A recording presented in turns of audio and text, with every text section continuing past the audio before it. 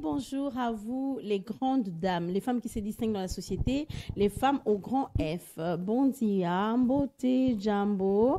Merci beaucoup pour votre fidélité à notre magazine Femmes en Or. C'est votre magazine qui reçoit pour vous le grand dame. Comme je l'ai dit tantôt, les femmes qui marquent leur génération, les femmes qui laissent des traces sur les sables du temps, les femmes modèles. Alors, vous voulez d'un modèle, en tout cas, il faut suivre cette émission Femmes en Or parce que nous croyons que la femme a une place des choix dans notre société. Madame, Messieurs, bienvenue à vous. Aujourd'hui, nous allons recevoir pour vous une grande dame. Il s'agit de Madame Eulalie Kabangou. Madame, bonjour. Bonjour, maman la journaliste. Vous allez bien? Oui, je vais bien. Alors, Madame Eulalie Kabangou, Madame, Messieurs, elle est professeure d'université, de CIDEP, professeure d'université. Chef de travaux. Chef de travaux. Okay. Mais ça va, c'est déjà un pas, oui. hein? Vous vous distinguez dans la société. Okay. Elle est juriste internationaliste aussi et membre de la société civile. C'est ça. C'est bon pour la présentation. Oui, c'est bon. Vous êtes professeur, vous êtes chef des travaux. Parce que j'ai la foi que vous allez devenir professeur d'un moment à l'autre. D'un moment à l'autre, oui, c'est bon. Alors, qu'est-ce que vous avez pris? Parce que généralement, les femmes, c'est limite. Bon, je prends mon diplôme de graduat, des licences, ben, c'est tout. Hein. Je vais marier, je vais avoir des enfants. Mais vous avez quand même eu cette vision de devenir professeur d'université. Pourquoi? Ok. Bon, je suis une ambitieuse. Ok. Et puis, j'ai eu l'opportunité d'avoir un homme, un mari, qui m'a soutenue, qui a trouvé que j'avais quand même des aptitudes qu'il faut pour aller de l'avant. C'est comme ça que je vais de l'avant. Ok. Mais quand vous enseignez là, dans les milieux professionnels, la place est quand même considérée. Oui, je me bats. J'ai un cerveau. J'ai une intelligence, comme disons. Je me bats. On dit que ça, c'est une femme qui enseigne là. Les étudiants vous dérangent. Madame. Non. Je me discipline par rapport à ce que je fais et ceux qui me suivent sont aussi disciplinés. Et ça marche comme ça. Donc, il y a des femmes aspirantes qui voudraient un jour devenir aussi professeur d'université. C'est que c'est quand même une bonne chose pour une femme. C'est une bonne chose d'abord. On est minoritaire, même dans notre boulot. Il y a plus d'hommes que de femmes. Donc, j'encourage aussi ces femmes-là à aller de l'avant. On dit que les femmes qui ont beaucoup étudié, là, des femmes professeurs, des femmes chefs de travaux, sont des femmes qui sont compliquées. Hein? Non. Elles réfléchissent trop, même pour rien, elles réfléchissent. Elles doivent faire des analyses, tout ça. Je réfléchis à mon boulot. Mais quand je suis chez moi, comme maman, mère de famille, femme au foyer, je ne parle pas du droit. Donc, vous savez concilier. Oui. Je ne parle pas du droit. Je reste femme. Oui. Ah, ça vous arrive pour aussi, ça marche. À créer sur l'homme. Moi, je suis professeur, messieurs. Non. Comprenez, j'ai un niveau. Non. Et comme j'ai fait le droit, je ne veux pas étaler le droit partout. Il ne faut pas faire ça, le droit de l'homme, etc. Non. Je préfère vivre ma vie simplement. D'accord. Vous êtes juriste internationaliste. Alors, aujourd'hui, nous allons d'abord parler aussi de l'actualité, parce que là, je me sens à l'aise face à une femme intello. Merci. Alors, la CENI a quand même publié son calendrier électoral. Ça fait des routes. J'aimerais d'abord avoir vos impressions par rapport à cette publication. Comme membre de la société civile, nous avons été invités au Palais du Peuple le jeudi passé. Ah, vous étiez là sur place? Oui, dans le cadre de concertation. Et puis, le président Kadima avait aussi déclaré tout haut qu'il allait, le jour qui suivait, promulguer le calendrier. Et il a fait là-bas, dans son bureau. Donc, un jour après, il a publié le calendrier.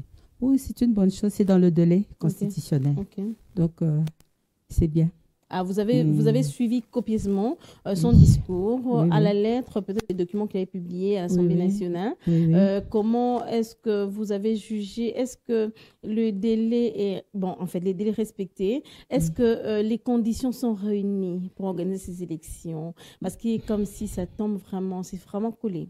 En fait, là, ma réponse, elle est mitigée parce que il y a à la fois oui et non. Il y a les contraintes. Il y a les contraintes sécuritaires. Nous sommes envahis par l'ennemi qui est là. Il y a la guerre qui coûte cher à notre économie.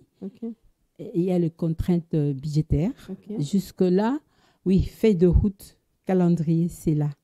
Mais il n'y a pas encore d'argent. Parce que même le président Kadima l'a dit. Devant la société civile que jusque-là, on n'a pas encore donné de l'argent. Je n'ai même pas un rang. Il s'est même permis d'appeler la communauté internationale à demander aux partenaires internationaux de nous soutenir. Ce que moi, je n'ai pas vraiment apprécié, ce que je n'ai pas aimé, parce que vous savez, quand les partenaires interviennent, ils viennent aussi avec leurs hommes. Ils viennent imposer, ce qui n'est pas bien.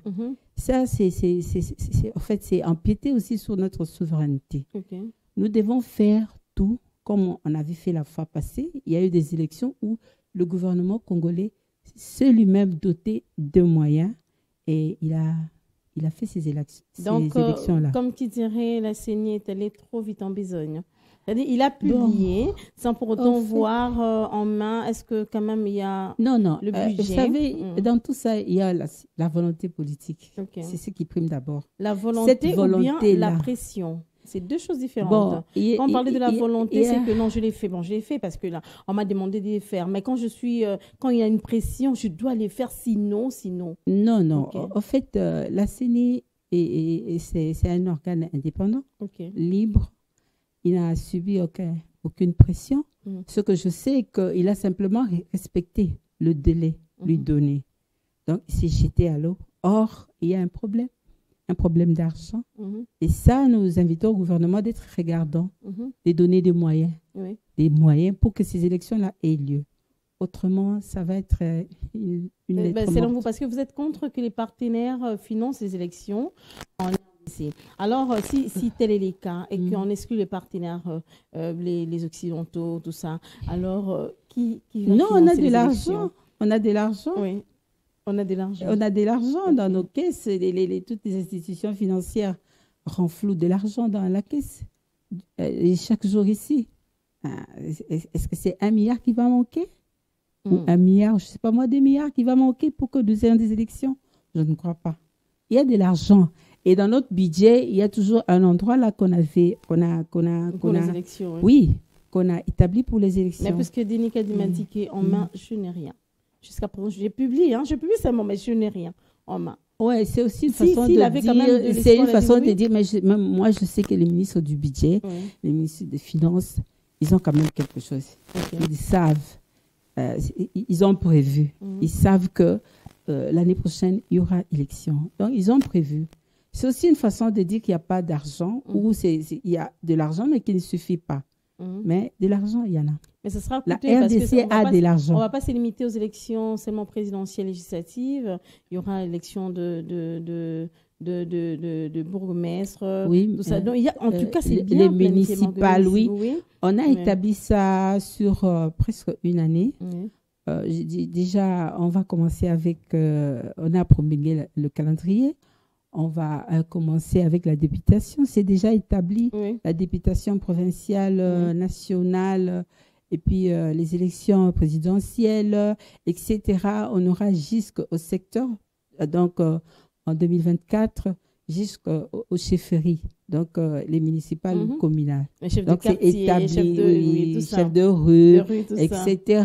Donc Dans tout ça. Oui, on va y aller pendant une année, presque. Oui. Alors, vous étiez aussi candidate aux élections de 2000, c'est en 2016? Non, j'ai été candidate. Il y a eu en 2006. Il y a eu 3 cycles. Okay. Il y a eu les 2006, 2011, 2018 et maintenant la 2000. Moi, j'étais candidate en 2006 et 2011. 2011, oui. Candidate malheureuse. Oui, j'étais malheureuse, mais j'ai battu campagne parce que j'avais un programme. Mal battu campagne alors. Non, j'ai bien battu campagne. Non, il y a des amis qui sont devenus députés à cause des opérateurs de CENI, des opérateurs de saisie des CENI qui ont donné de l'argent. Ah bon, mais il fallait se financer, non? Non, je ne peux pas. Non, je dois être sérieux devant ma conscience. Moi, j'avais un programme et j'avais un électorat.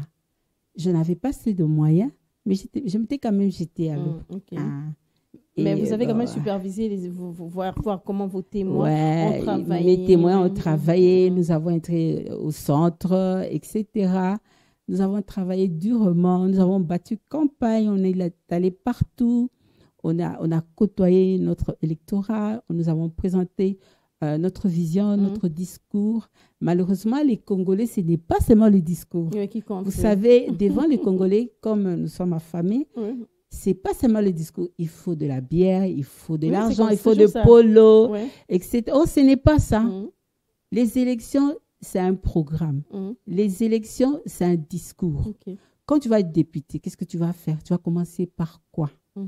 Quel genre quel genre de loi tu vas voter?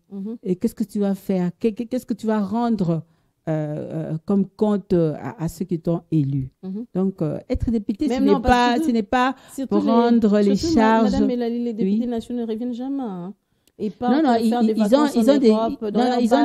ont des vacances parlementaires. Il y a ceux qui mais sont... pour le faire en Europe.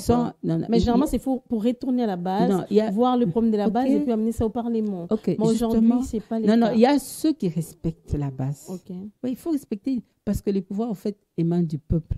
Il y a ceux qui retournent à la base, qui retournent se ressourcer, retournent dans ce contact-là, comprendre qu'est-ce qui a été fait, qu'est-ce qui n'avait pas été fait, évaluer pour aller de l'avant. Il y a ceux qui retournent, mais il y a aussi ceux qui ne retournent pas. Vous étiez candidate à la députation nationale? Oui, j'étais à la députation nationale. Et puis provinciale? Et puis j'étais aussi à la provinciale. Ok, les deux, vous êtes entre les deux. Mais cette fois-ci, vous allez encore tenter, hein? Cette fois-ci, je vais aller à la base. À la base. Oui, moi, j'aime l'administration, j'aime administrer la cité. Je n'ai pas honte. Je peux être même chef du quartier et même bourgmestre. Donc, j'ai à la base, je suis en train de me mobiliser. J'ai déjà mon bureau. J'ai les gens avec qui je travaille. Et puis, je suis en collaboration avec mon électorat. Nous échangeons. J'ai des visites. Ils me visitent aussi. Ils me donnent des idées, etc. Mais dans tout ça, c'est de l'argent. C'est de l'argent qui fait défaut. Mais il faut toujours mettre des moyens. Et puis, comme fonctionnaire de l'État, je serai aussi obligée d'épargner un peu. Oui, je vais épargner, mais je vais surseoir le fait que je sois fonctionnaire parce qu'il y a incompatibilité. Quand on est fonctionnaire de l'État, on ne peut pas briguer. Oui, il faut lire la loi électorale. Donc, je dois demander une mise en disponibilité dans le temps pour que je puisse battre campagne. Ah, mais c'est comme ça, cette fois-ci, est-ce que c'est tout le monde qui le respecte? On le fait. On doit le faire. C'est au niveau du dépôt des candidatures qu'on demande tout ça. Oui. Qu'on fait le choix entre le fonctionnaire de l'État et la députation ou, je ne sais pas moi, le bourgmestre. Alors, j'aimerais bien que vous puissiez faire un parallélisme. La femme d'hier et la femme d'aujourd'hui. Oui. La femme députée candidate, je ne sais pas moi, députée candidate de 2006, 2011, 2018, aujourd'hui 2023. Est-ce qu'il y a évolution? Il y a une nette amélioration. D'abord, nous jetons un coup de chapeau à la CENI parce que parmi les innovations, parmi les 10 innovations, je ne peux pas te les citer, mais il y a quand même le fait que la CENI demande à ce que la liste des femmes, la liste de partis politiques soit saturée par les femmes, qui est au moins 55-60% des femmes. Et c'est à ce titre-là que les femmes qui seront dans la liste vont être acceptées sans caution. Donc, c'est déjà quelque chose de significatif, zébré, hommes, femmes, mais que les femmes soient majoritaires. Maintenant, là, la question, la problématique, elle est là. C'est quelles femmes? Quel genre de femmes? Est-ce que ces femmes, elles sont préparées? Oui. Je sais qu'il y a quelques-unes. Il y a des têtes pensantes de la société civile, des partis politiques qui sont déjà là, qui ont même créé des partis. Mais ce n'est pas assez. Ce n'est pas assez. Il faut que les femmes maintenant se jettent dans la bataille. Bon, c'est un peu... L'autre fois, là, quand on a fait une émission ensemble, je vous avais dit qu'on commence pas du jour au lendemain. C'est quelque chose qui est programmé dans le temps. Tu sais que tu vas être candidat, tu t'apprêtes 5 ans avant. Mais est-ce que ces femmes-là se sont apprêtées? C'est ça les problèmes. Maintenant, là, le pouvoir nous a donné l'opportunité de devenir politique, d'entrer dans le jeu, d'entrer là où se passent les grandes décisions. Mais est-ce que les femmes sont déjà prêtes? Et puis, quand tu me dis de faire la différenciation, l'autre fois, là, on demandait aux femmes de faire l'Inzango. L'Inzango. Non. Souvent dans les parties, surtout dans la Ligue de femmes. Quand il y a une activité, des femmes sont l'Inzango. Des courses, des géolies. C'est comme ça que vous formez les femmes dans les partis politiques. C'est pas ça. Oui. La femme, c'est la tête. La tête qui réfléchit. C'est un projet, c'est un programme. Vous comprenez? C'est pas l'Inzango. L'Inzango, c'est du sport.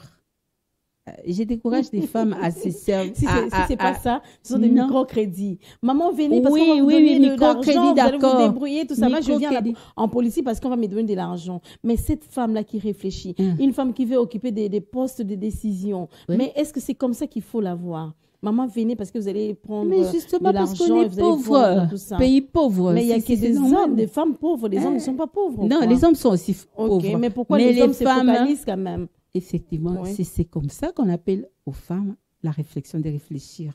Vous comprenez? Tu peux être une femme entrepreneur, ce n'est pas mauvais.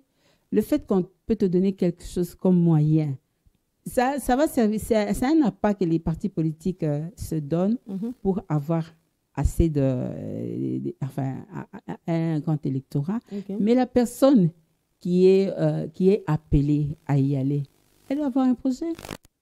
Tu vas là-bas, on va te donner peut-être $100. Oui, mais il faut avoir un projet.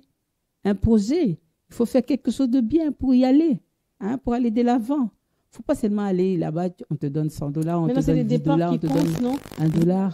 Maman, on venait à notre parti pour vous donner de l'argent pour faire le microcrédit. Je viens pour ça.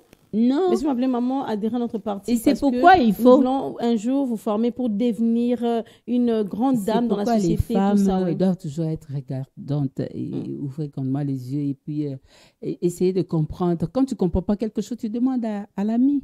Et voilà, on m'a invité là-bas, on me dit d'aller chercher $10. Comment vous voyez la chose? Et on va vous conseiller. Les plus grands Donc, problèmes, il faut d'abord avoir une vision. La vision qui va être complétée par de l'argent.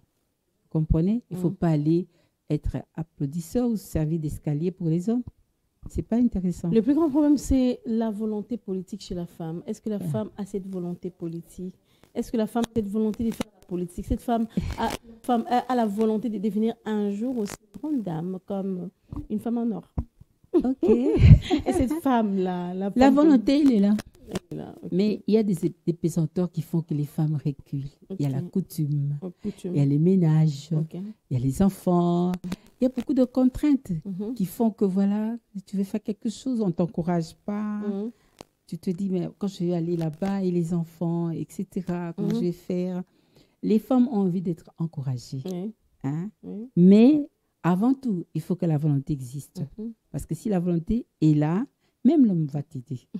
Il faut toujours avec la volonté. Et puis, il faut organiser aussi les choses au sein des partis politiques. J'avais reçu une dame politicienne qui m'a dit, écoute Nacha, tu vois, le problème avec nos partis politiques, ils font des réunions la nuit. C'est-à-dire une réunion qui commence à 22h pour terminer à 1h du matin. En tant que femme, directement, je ne viendrai pas. Parce que je me dis qu'à 1h du matin, je suis censée être chez moi, m'occuper peut-être de mon ménage. Alors, les hommes, ils s'en foutent. Ils assistent à des réunions comme ça, là, jusqu'à 2h du matin. Mais il faut qu'on oriente même les heures des réunions. Oui, moi, je pense que c'est une manière de les écarter. D'écarter les femmes, c'est ça. Moi, je sais que quand j'étais candidat, j'étais les noms. de ce parti-là. Je ne vais pas faire l'apologie de quelqu'un ici. Oui. Oh, on nous disait qu'il y a des réunions à 3 heures du matin. Vraiment. Hein? On me disait, toi, ma mail, là, on va voir comment tu vas faire. Tu comprends? Donc, c'est ça. Maintenant, alors, cela nous amène à réfléchir un peu, à voir pourquoi les femmes elles-mêmes ne sont pas présidentes des partis politiques. Elles sont vraiment à compter du doigt. Vous allez me dire que oui, il y a des femmes comme ça, mais à compter du doigt. Mais pourquoi les femmes elles-mêmes? Parce que je me sens étouffée. Je vois comme si il y a tellement de réunions tardivement, je peux pas. J'ai quelque chose en moi, je veux que cela soit visible. Mais avec des réunions là, en tout cas, je me sens vraiment écartée. Alors, je vais créer mon parti politique. Pourquoi pas? Oui, il y a des femmes. Je suis en contact avec, comme société civile et même comme ancien politique. Oui, il y a des femmes qui se sont jetées à l'eau. Il y en a, vous allez voir, d'ici là, il y aura quelques partis politiques chapeautés par les femmes. Par les femmes. Oui. Mais pas trop visible, pas d'impact, pas de visibilité. Non, c'est là. Maintenant, on est en train de travailler. D'abord, on travaille. On travaille, il faut un bon travail bien fait pour ne pas être découragé par les hommes, pour qu'on ne puisse pas dire « Ah, c'était ça en fait ». Non, donc il faut bien faire les choses. On est en train de... C'était ça. Il faut bien élaborer les choses. Après, on sort. On fait ce qu'on appelle enlever de rideau et on invite Nacha et on invite la caméra, etc. Donc, il y a des amis, j'ai des amis qui sont là. Elles sont prêtes. J'étais les noms de quelques partis. À créer des partis politiques dirigés par les femmes. Il y a par exemple AADC, qui est un parti politique qui vient de sortir depuis le mois de février, qui est là. Donc, il y a aussi une autre dame. Elle viendra ici faire une émission avec toi. Mais ce parti sera dirigé par les femmes. Il y aura aussi des hommes. Ce sont des femmes, il y a des hommes. La femme, elle est à la tête et l'homme est secrétaire général. Il y a aussi le bureau politique, les secrétariats exécutifs, etc. Il y a les fédérales, etc. On est en train d'organiser. Mais ces choses-là, c'est bien, ça me fait rire. Parce que je venais d'apprendre une histoire. Il y a une dame qui est présidente d'un parti politique. Elle dirige bien son parti. Bon, elle s'est dit en elle-même, bon, je vais prendre un homme pour me seconder, qui soit comme mon adjoint. Elle ne donne pas son nom. Elle nomme pour être mon adjoint dans le parti, pour travailler en tant que, bon, je ne sais pas moi, peut-être secrétaire ou quoi. Et puis l'homme est venu, tellement qu'il était revu, il a dit non, moi en tout cas, je dois devenir président. Il n'était pas fondateur et il a créé des problèmes. C'est mon histoire, c'est mon affaire. La femme maintenant souffre de l'estomac parce qu'il y a tellement de combats. Non, c'est mon affaire. Parti, Non, mais il y a un parti politique est dirigé par des statuts, des règlements d'ordre intérieur. Ah oui. Alors tout le monde tout le monde s'attache au règlement, au statut. Donc, si quelqu'un n'est pas d'accord avec moi... Vous le chassez? Non, je ne les chasse pas. C'est les statuts qui vont les chasser ou le règlement d'ordre intérieur qui va les chasser. C'est pas moi, je ne peux pas chasser. Alors moi, si j'étais une femme politicienne, mesdames et messieurs, je m'entourais que des femmes. Oui. Je suis présidente, adjointe, femme. Après, moi, femme et les hommes. Qu'est-ce je fais l'inverse. Les contraires. Protocole. Protocole. Pour éviter des combats inutiles. Ok, c'est bien. C'est bien, mais les hommes sont là. Il y a les hommes genrés qui nous accompagnent. Oui, trop peu. Mon mari, il est genré, il m'accompagne partout, il m'accompagne, il m'a encouragé. Et donc, il y a des hommes genrés. Il y a des hommes... Mais ils vous accompagnent par pitié. Non, pas par pitié. Ils pensent que c'est lui, c'est moi qui dois être là. Non, personnellement, mon mari avait senti que j'avais ma tête qui marchait bien. Je réfléchissais et j'avais des bonnes idées. Et il m'a dit, mais pourquoi tu restes là? Pourquoi ne pas faire ça? Vous comprenez? Donc, tout a commencé avec la volonté, avec la capacité, avec la compétence, etc. Et on nous a aidés. Alors, coup de chapeau à tous ces hommes genrés-là. C'est pourquoi le chef de l'État avait même organisé une conférence sur la masculinité positive. C'est pour changer de mentalité, donc changer en fait de regard, le regard des hommes vis-à-vis de la femme. Donc, la femme n'est pas appelée à mettre au bas de l'échelle, harcèlement, et je me limite là, je me marie. Et puis non, la femme, si elle a les talents, elle est capable, il faut la mettre quand même parce que elle peut aussi faire mieux. Ok. Oui, le président, quand il était président comment on appelle, de l'organisation africaine, Oui. il a été regardant pour la question de la femme. Il nous a vraiment soutenu avec ce principe-là de masculinité positive où l'homme doit vraiment changer aider, de regard vis-à-vis de la femme. Même à la cuisine, aider sa femme. Donc, c'est très bien. Quand vous changez de regard, bon, tout se passe bien. Oui. Tout se passe bien. Mais on est complémentaires, on se complète. Et la complémentarité, vous comprenez? Pourquoi quand l'homme est chef, la femme le soutient, marche avec? Mais pourquoi pas le contraire? On dit que la femme aide. C'est la femme qui aide, c'est pas l'homme comme. Non, mais on donne des idées. Donner les idées, c'est aussi aider. Donner les idées, les conseils, c'est aussi aider. Sans forcément être une femme. Tu es un homme, mais tu es ta femme. Donc, quand l'homme part, René dit, bon, excusez-moi, je n'ai aucune décision, parce que c'est la nuit qui porte conseil. En soi, ce n'est pas la nuit, c'est la femme qui porte conseil. C'est la femme, et la femme, elle est très intelligente. Hein. En fait, c'est la femme qui dirige le monde. Ça, c'est un autre débat. C'est comme ça. Alors, nous sommes en train de célébrer, Madame Kebangu, le 16 jours d'activisme. C'est-à-dire, ce sont des journées instituées par les Nations Unies pour permettre à la femme de lutter contre les violences faites aux femmes. Les violences sous toutes ses formes. Alors, d'abord, je veux voir votre réaction par rapport à ces journées. Oui, c'est très bien. C'est très bien. Mais moi, je vais te dire quelque chose qui va te faire aimer, c'est comme ça. Oui.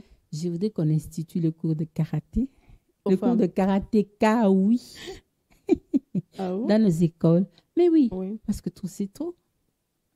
À nos petites filles, le karaté. Pour qu'elles puissent se défendre. Parce que trop c'est trop. La violence, maintenant, elle bat un record impossible. Il n'y a pas que dans la guerre. Même dans nos foyers. Même dans nos écoles. À l'université. Au boulot. Hein? Promotion canapé. Si tu n'es pas l'amant du chef, tu ne passes pas. Oui. Des conditions. Qu'on apprend à nous défendre. À faire quoi? Le karaté. Ça te fait rire, mais c'est ça. Un homme te voit comme ça, puis un le coup self-défense. Ah oui. Ah oui. Oui. Et pourquoi pas la boxe? C'est quand même intéressant. Ça fait très mal. On rit, mais ça fait très mal. Parce qu'on a suivi il n'y a pas longtemps un professeur d'une école de la capitale qui avait au moins une soixantaine, dans les 60 quelques. Et puis, violer une fille de 15 ans. On a vu ça dans les réseaux sociaux. C'est passé dans la télé. Et qu'est-ce que les femmes ont fait? Je ne sais pas la suite de l'affaire. Est-ce qu'on a fait la marche? Est-ce qu'on a soutenu? Est-ce qu'on a été... on a clamé tout? Est-ce qu'on en a fait un combat? Ou on a laissé passer? Vous savez, vous êtes de la société civile. Il fallait faire organiser des marches comme ça. Pas seulement pour la guerre de l'Est. Non à la violence faite à la femme. Non, on dit non au viol de mineurs. C'est ça, ce sont des choses que Mais oui, dans la société civile, il y a déjà des structures spécialisés qui sont... Il y a même des avocats qui défendent ces genres de comportements, qui défendent le viol. Une femme qui est violée. Nous avons même le docteur Mukwege qui est là. Donc, c'est organisé. Ces choses-là sont vraiment organisées. Mais ce qui fait mal, c'est le laxisme dans les juridictions, le laxisme dans le jugement. Vous comprenez, maintenant, là, on ne condamne plus les violeurs. Hein? Ah bon? Oui. Et pourquoi? Oui, déjà au niveau du commissariat, lorsque vous avez violé, le commissaire là, les policiers qui est là, il va vous dire de tout faire, d'étouffer l'affaire déjà à ce niveau-là. Parce que dès que ça monte au tribunal, parce que 48 heures après au tribunal, ça prendra une autre dimension. Donc, on étouffe l'affaire au niveau du commissariat, on donne de l'argent et c'est parti, et c'est fini. Comprenez, c'est devenu maintenant une habitude. Hein? Violer, c'est quelque chose de normal. Ce n'est pas normal. C'est pas normal. Donc, ça devient une habitude. On entend tel a violé à l'école, mais au niveau de l'école... On ne sanctionne plus. On ne sent pas la sanction. Vous êtes juriste. Il y a même des magistrats qui n'ont même pas peur de laisser les violeurs. Hein? Ils te disent seulement, oui, tu vas aller, va seulement au cachot, va à Makala, on va voir. Et à Makala, on te libère. Mais il y a aussi de ceux qui montent ces coups-là. Il s'est dit, bon, tel monsieur est friqué, hein, il a beaucoup d'argent. Comment je vais faire pour gagner un peu des sous de sa poche? Alors, bon, j'écris violeur. Et puis, oui, il y a des mais comment aussi dire que ça, c'est vrai ou faux? Non, ça, c'est maintenant l'éducation. Il y a des femmes qui font ça. Qui s'accaparent des des hommes. Femmes, de fillettes. Des fillettes, des adolescents, de mineurs. Qu'on appelle ici, Oudjana, je crois. Quelque chose comme ça. C'est péjoratif, mais c'est comme ça. Il y a des femmes qui font ça. Qui passent leur temps à violer les hommes. À violer les hommes. À mal s'habiller. Mais quand tu t'habilles mal, tu m'as violé. Qu'est-ce que la parole de Dieu te dit? Quand tu regardes une femme qui est mal habillée, tu as déjà commis l'adultère avec. Vous comprenez? Et il y a des femmes. Donc, on doit être aussi regardant par rapport à nous-mêmes. Comment nos enfants s'habillent, comment nous-mêmes nous nous habillons, comment nous marchons, comment nous vivons dans la société. Vous comprenez? On ne va pas seulement passer notre temps seulement à condamner les violeurs, mais il y a aussi les femmes qui font du mal. Donc, la responsabilité est partagée. Voilà. Entre les violeurs, les soi-disant violeurs. Et les violés. Et les violés. Comment c'est arrivé? Mais la loi est stricte. Violent mineur, c'est vous qu'on arrête 20 ans de prison. Oui, 20 ans. 20 ans de prison ferme. Et pour ces cas, les filles-là qui se comportent mal aussi, vous êtes juriste, qu'est-ce que vous avez proposé? Il faut que nous, les parents, nous soyons regardants sur nos enfants. Vous comprenez, quand votre fille sort de la maison, il faut être regardant. C'est quoi ce qu'elle a? Qu'est-ce qu'elle a porté? Parce qu'il ne faut pas seulement crier au violeur. Il faut aussi savoir que nous aussi, on a une part de responsabilité. Mais vous dites que les parents veillent sur leurs enfants, c'est bien. Il faut veiller. Mais moi, je connais le cas où c'est la maman qui envoie la fille. Non, il y a des coutumes. Et essaie de faire des avances à tel monsieur, il a beaucoup d'argent. Et puis, tu vas dire que tu as 15 ans, tu as 16 ans. Non, comme ça, on va gagner un peu d'argent. Sociologiquement parlant, il y a des coutumes ici en RDC qui accompagnent, qui encouragent la prostitution. C'est connu. Il y en a. Je ne vais pas citer, mais il y en a. Et puis la pauvreté, la misère nous a amenés dans le chaos. Vous comprenez? À cause de la pauvreté, tu préfères vendre ton enfant. Pour gagner un peu d'argent. Oui. L'envoyer, tu ne connais même pas cet homme-là, comment il est. Tu l'envoies seulement parce qu'il a des moyens, il a de l'argent. Non, nous devons nous battre. Nous devons nous battre.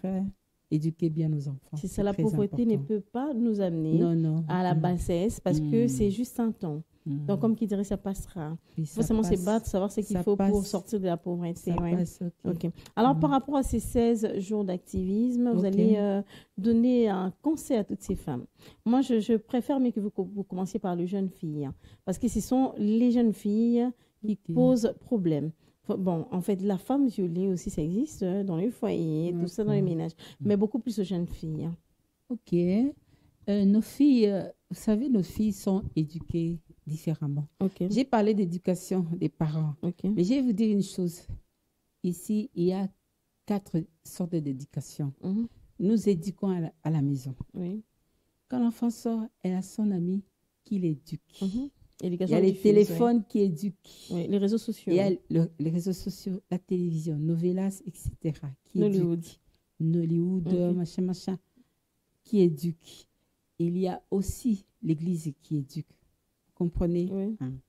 Donc, nous n'allons pas nous fatiguer. Parce que nos parents ont fait de nous ce que nous sommes. Et nous aussi, nous allons faire un effort pour que nos enfants ou nos petits-enfants, nos petites filles soient éduqués. Donc, nous devons simplement être regardants. Contrôler ton enfant là et avec qui? Contrôler son téléphone. Ce n'est pas le fait que tu as donné à ton enfant met des codes, elle met des codes. Quel vous avez compris comment il y a des codes dans les téléphones? Du moment que c'est un enfant qui est encore chez toi, tu as la même mise. Tu as la même mise sur cet enfant-là. Contrôler l'enfant. Aujourd'hui, elle a telle robe. Et demain, des robes que tu n'as pas achetées. Et demain, elle a tel cabello. Peut-être le cabello que toi, tu ne portes pas, que tu n'as pas. Peut-être que l'enfant a un téléphone dernier cri, Android, que toi, tu n'as pas acheté. Il faut être regardant. Regardant, contrôler l'enfant, prier avec l'enfant, l'amener dans le dialogue, lui dire ce qui est bon, ce qui est mauvais. Et contrôler les amis de votre enfant. Vous comprenez? La prostitution entre par le téléphone. Non, il y a des choses impossibles que je ne peux pas dire au sur téléphone, le plateau de téléphone. Alors, très bien, en cas de viol, parce que nous intéressons déjà, en cas de viol, puisqu'on en profite, c'est avec ces 16 jours d'activisme, quelle est la procédure, puisque vous êtes juriste sur le plateau, à faire? Au fait, quand il y a viol, c'est déjà une infraction. Oui. Hein? Une infraction que c'est que la loi a défini. La loi a défini le viol, la violence. Alors, quand il y a viol, vous devez amener les éléments de preuve. Parce qu'il ne suffit pas d'accuser. Il ne faut pas dire seulement non, c'est ce monsieur-là qui a violé mon enfant. Il faut avoir des preuves. Et c'est là où ça pose problème. Vous amenez l'enfant. Je vous ai dit, on commence par le commissariat du quartier. C'est le commissariat qui va maintenant envoyer les dossiers au parquet. Vous comprenez? C'est ça la procédure. Et les commissariats là-bas, il va peut-être demander la réquisition à un médecin pour qu'on puisse contrôler, parce que je vous ai parlé des preuves, si la fille a été réellement violée, s'il y a des éléments de preuve. Et quand il y a des éléments de preuve, on envoie chez les magistrats, et c'est les magistrats qui vont sanctionner, c'est les magistrats qui vont condamner. Et c'est aussi par là qu'il y a des problèmes, où nos magistrats, je ne dis pas tous nos magistrats, ou quelques-uns des magistrats ne sont pas aussi regardants. Ils préfèrent envoyer les violeurs, il fait semblant de l'envoyer là-bas au cachot. Après quelques temps, on le libère. Parce que là-bas, qui va contrôler? C'est pourquoi nous voulons une bonne justice, une justice agissante. Mais avant cette justice-là, nous, d'abord, nous, parents, nous devons éduquer. C'est nous, les parents, les responsables numéro 1. Nous éduquons, nous envoyons à l'école, l'école éduque, nous envoyons à l'église, l'église éduque, et etc. Merci beaucoup, Madame Eulalie Kabangou, pour ces messages pertinents. En tout cas, j'espère que le message est passé. Alors, c'est ça votre mot de la fin pour cette émission? Ou bien vous avez quelque chose à ajouter? Non, je n'ai rien à ajouter. Je te dis seulement merci. La grande dame combattante, la dame en or, c'est d'abord toi-même. Donc, c'est toujours un plaisir de venir chez toi, échanger et puis faire passer les messages à toutes les mamans. Merci beaucoup, Madame Kabangou Eulalie, d'avoir répondu à notre invitation. Alors, Madame, Messieurs, je recevais pour vous Madame Eulalie Kabangou. Elle est juriste internationaliste, chef des travaux au CIDEP, entrepreneur. Elle est aussi membre de la société civile. Ensemble, nous allons parlé de certains sujets tels que la publication du calendrier électoral. Et puis, on a aussi parlé de ces 16 jours d'activisme décrétés par l'ONU Femmes en faveur de la femme. Donc, comment la femme peut dénoncer des violences faites à la femme sous toutes ses formes. Il y a des violences beaucoup plus, on a parlé de violences sur les mineurs, des violences sur les mineurs, et on va aller très loin avec l'Est, les femmes qui sont agressées. Pourquoi pas parler aussi des foyers, des femmes qui sont aussi violées? Pourquoi pas parler des entreprises domestiques, voilà, dans des entreprises, il y a des femmes qui sont aussi violées d'une manière ou d'une autre. Donc la femme, elle est la partie faible, la partie chosifiée, elle subit la discrimination sous toutes ses formes, la femme est étouffée. Alors on a essayé de voir avec Madame Eulalie Kabangou comment redresser la tête de cette femme-là, parce que c'est aussi un être humain, comme les hommes. Merci à Andrick, merci à Eric, merci à Lazikma Koukoula, merci à Papa Freddy Loutenadio, le doyen. On va se retrouver prochainement pour un autre numéro. À très bientôt. Bye bye.